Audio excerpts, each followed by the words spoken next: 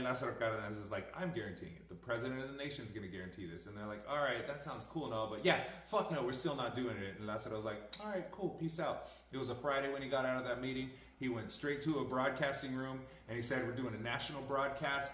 And he hops on the mic and he basically tells the country of Mexico on a Friday afternoon, hey, these oil companies aren't budging and we're not playing about this shit. We're taking all our oil back. So we're going to tell them to get the fuck out of here, man. I'm going to fuck you up.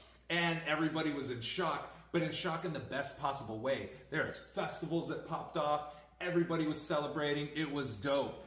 Now, Britain wasn't so cool with it. Britain said, all right, cool, yeah, this ain't over. We're sending a warship out to you guys. Like, this is not going to end like this. The problem is that Britain was maxed out because at the same time, World War II was getting started out in Europe, and that warship that they were trying to send out was under massive repairs. So they didn't realize that, and they were just maxed out. So if they're maxed out, everybody else is maxed out and too distracted with what's going on.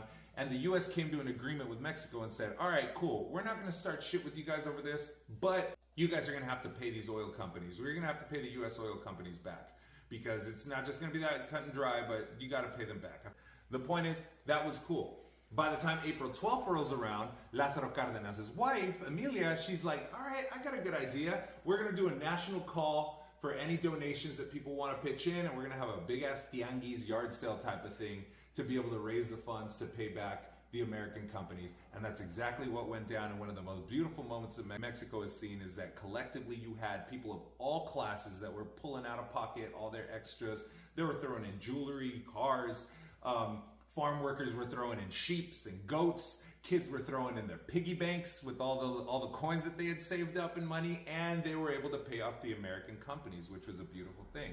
The other issue that they had to deal with is, how do you jumpstart a whole industry that was shut down and gutted by European companies?